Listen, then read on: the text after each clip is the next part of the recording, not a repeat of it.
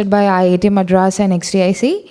I hope you found the day one inspiring with engaging discussions, panelists, and trailblazing ideas. So once again, I'm Deepthi Rostos, your host for the day. I'm an XR enthusiast and also a research scholar from Haptics Lab. So please note, there have been some adjustments to the agenda. A few sessions originally planned for the morning have been rescheduled to afternoon from between 1:45 to 2:45 in this hall itself. We appreciate your flexibility, and I assure you these updates will only enhance your experience today. So let's get started. So first, we have our keynote speech to kick off the day too. We have the absolute pleasure to introduce our first keynote speaker, Dr. Anna LaValle. So to give a small introduction about her, Dr. LaValle is a university lecturer at the Center for Ubiquitous Computing in the Faculty of Information Technology and Electrical Engineering. She was an early founder and research scientist at Oculus VR, where she contributed to head tracking methods and the core mathematical software used in Oculus Rift and Samsung Gear VR. With a PhD in computer science and a career spanning computational biology, robotics, and virtual reality, she has also co-authored math textbooks used in schools across Russia and Ukraine. So let's welcome Dr. Anna LaValle to the stage. Let's give her a warm round of applause.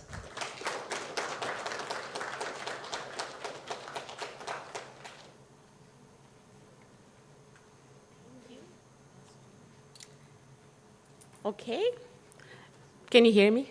Well, okay, let me see. Can I walk here? No, right? Okay, so I'll stay. Oh, there's a hand. Okay. Hello?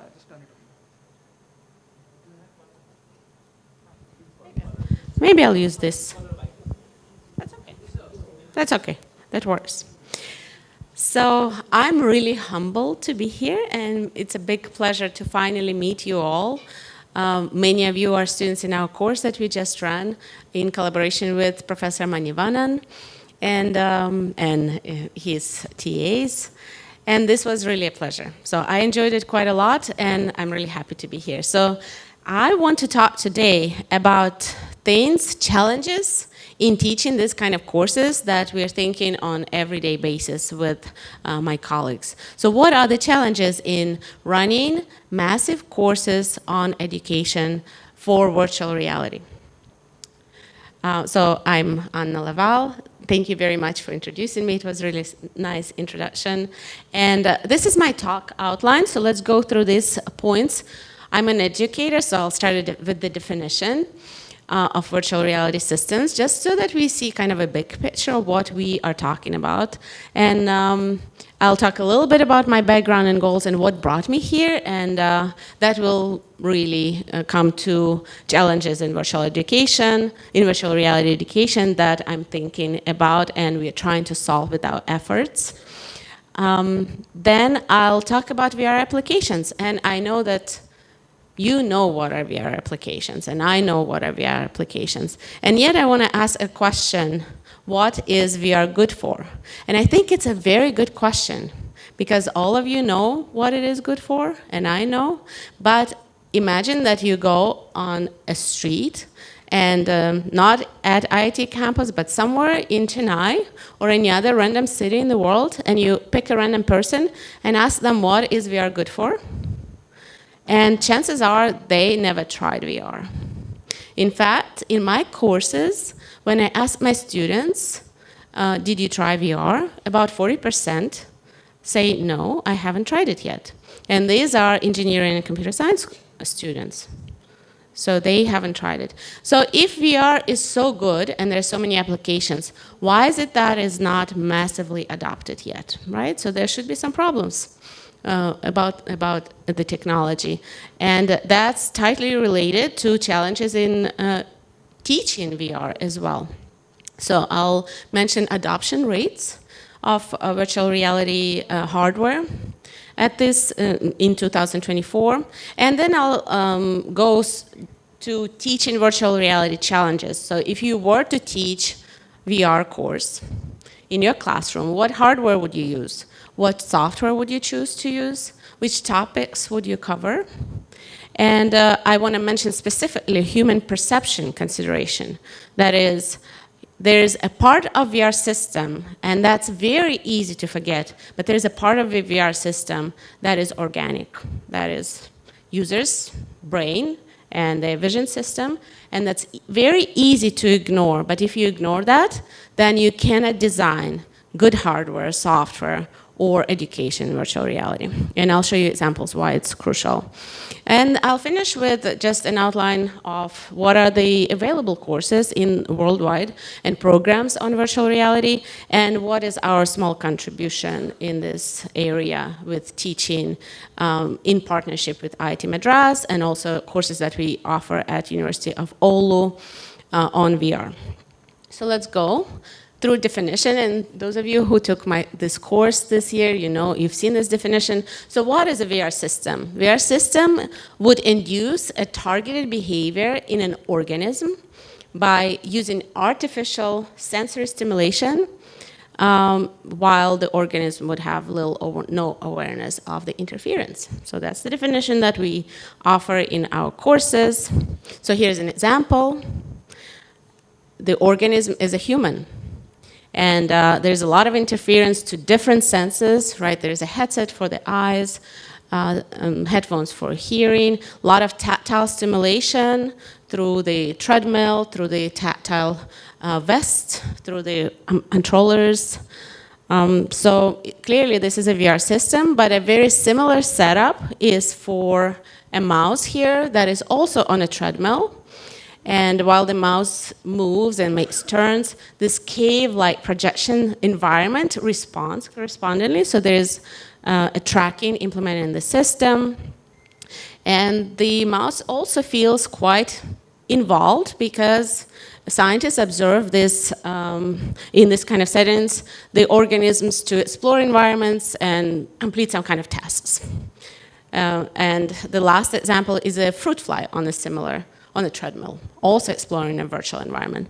So here I want to point out that from this general perspective of looking at VR systems, it's actually quite useful to do it this way, because that might open doors to maybe testing VR systems on other organisms. It's not only for humans. VR can be for other animals or lower life organisms. And it also opens the door to maybe learn something about organisms using VR, which is one of the very important use cases for virtual reality. So scientists use virtual reality to actually understand something about neural processes and brains of the organisms. So that's why I wanted to stop on this definition to look at virtual reality from a more general perspective. But now let's go, I just want to talk a little bit about my background, which I think was already very well covered in the introduction. So yes, I finished my PhD in 2008 in robotics and motion planning. And after that, I started teaching at the University of Illinois, but we took a small detour with my husband and worked at Oculus for 2 years. Right from the beginning, several days after the Kickstarter video campaign was released, until the acquisition by Facebook. And that really impacted me quite a lot. So this experience was so impactful that after coming back to academia again, I wanted to teach virtual reality, and I started teaching these courses in 2015. You can see my students here, including Catherine, who is still with us here in the audience.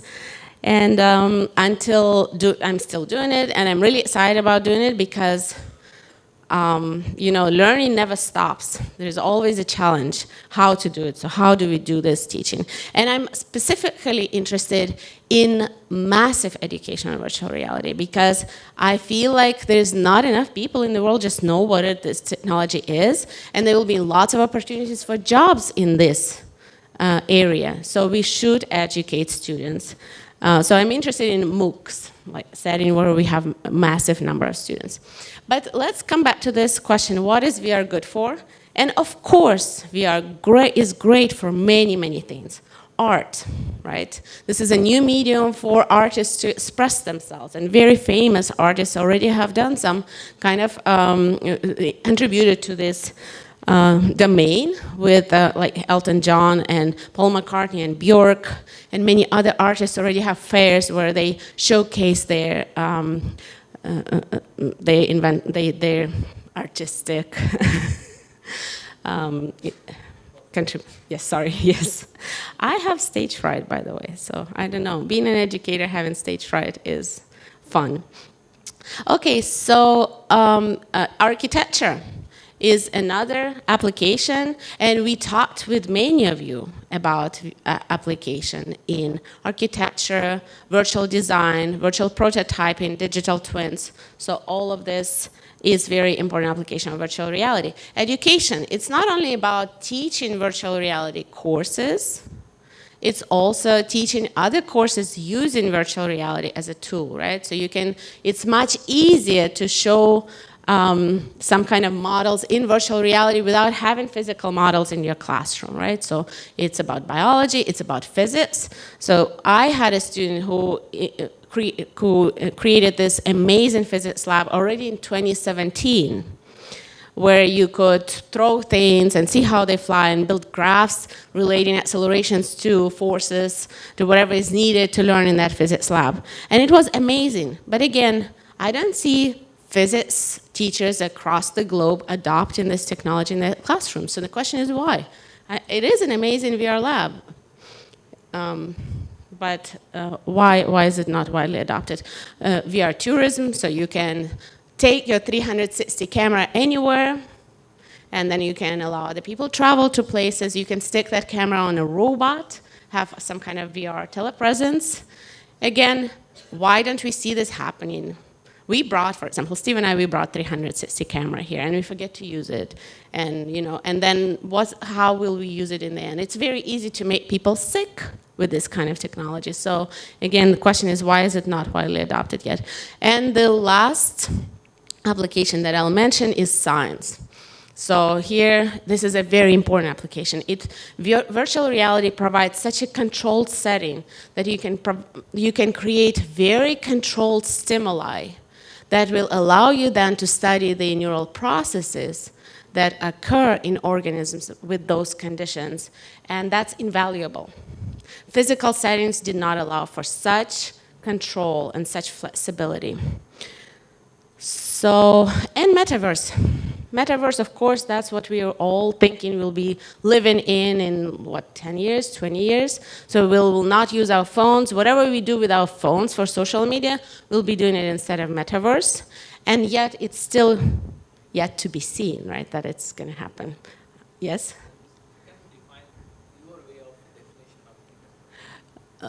All of our activities will be moved there. So going to the bank, giving lectures, doing this right now. Anything that we do on phones like Skype, Facebook, Instagram, all of those will move into this more immersive setting. That's how I define metaverse. I don't want to go through videos that will take much more time, but here's an example of hyperspace is one of the examples. Metaverse that they're building is another example. So essentially all of the activities, all of the social activities can be done there, right? You can have your house, you can live there, you can watch TV in a virtual house instead of doing it in your real house, right? So daily activities. So let's look at VR adoption rates, because now we want to ask this question. So what is VR good for? And why is it that us in this room, we know about it, but usually a random person in the street doesn't? About 14 million headsets, high-end HMDs, are shipped per year at this point.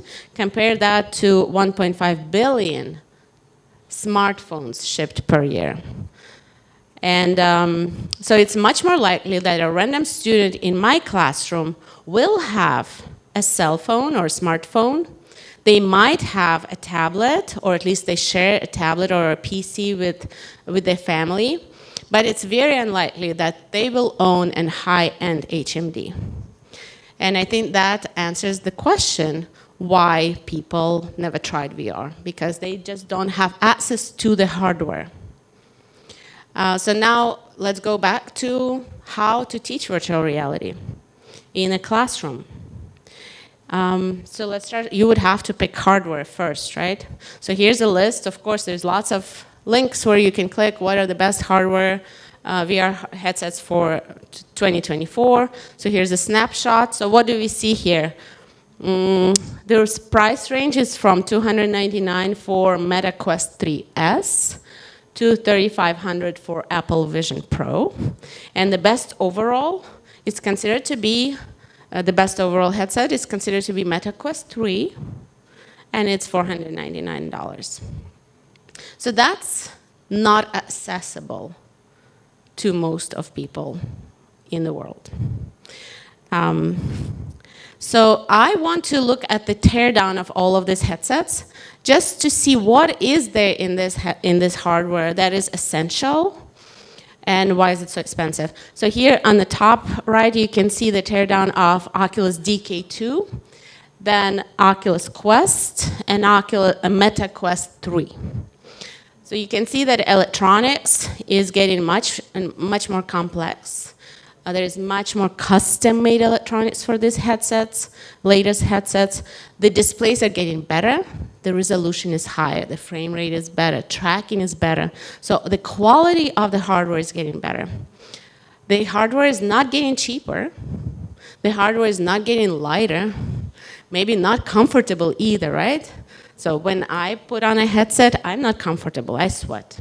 Let's not talk about even hygiene. So that's another topic, right? So, but the quality of individual hardware pieces are getting better. It's getting better, higher quality. Let's look at the original Palmer Luckey's prototype. It was lighter and cheaper than anything we have on the market right now. Because essentially his original prototype was just lenses and a screen, the smartphone screen, and some kind of a mask. And tracking hardware. So IMUs, no cameras at that point. So just 3 degrees of freedom tracking. So I want to point out that the difference between this and the original prototype, in terms of a big picture, there's not much difference. There's 3 main components in all of these designs: optics, tracking hardware, and rendering hardware. Yes, they all got better in quality, but they stayed the same. And fundamentally, this design is flawed because all of these designs have versions accommodation mismatch problem. That is, there is some kind of not very well studied or understood problem that may lead to discomfort, fundamentally. So what we had to make a serious choice in choosing hardware for our education, and we decided that for the MOOC setting, we might as well just use cardboard because it has all of those 3 main components in hardware. It's light and cheap, and it's not that bad. You can create APKs that are actually pretty reasonable in quality. So what are the pros, except for being light and cheap? Accessible. Now I can expect a student in my classroom, if I have a MOOC-like setting, to purchase a cardboard that costs about $15. So that's really cool. And also, I didn't talk about software yet, but there's a lot of problems with maintaining software for the high-end HMDs. Constant upgrades, constant password changes or verifications. Back compatibility problems. All of that is very difficult to expect from any teacher in the classroom worldwide to keep up with. Cardboard use eliminates any of those problems. You just create APKs and they just run on your phone. So that was our choice. We're really happy with this. There's challenges, of course. It's only 3 degrees of freedom tracking. It needs some learning curve with calibration, but those are minimal. So that was our solution to this problem of choosing hardware for our classrooms.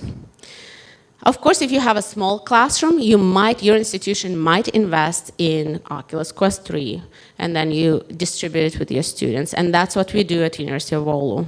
But if you want to educate masses in virtual reality, that's the only reasonable solution that I can think of. Now let's talk about software. So the best software for creating VR experiences is considered to be Unity and Unreal. And that's great. There's learning curve to those, pretty sharp learning curve. If you want to just introduce, if you want to make sure that your students really all get it and learn reasonably well Unity, you might as well spend the entire course just on that. Then there's nothing left, no time left for other topics that are important if you want to educate in virtual reality. There are other tools that are showing up as we speak. So some kind of no-coding types of tools like hyperspace, co-spaces. I haven't looked at them yet because these are very recent developments. Maybe they'll be good for classroom settings, maybe not. But we should definitely keep on lookout for this kind of tools. However, I have to say that fundamentally, the tools that we can use now, such as Unity and Unreal, are also wrong for creating virtual reality experiences. Both Unreal and Unity are game engines. That means it's very easy to create an environment, virtual reality environment, where your avatar walks and explores spaces. Is that really all that VR is good for? Is that all what we do?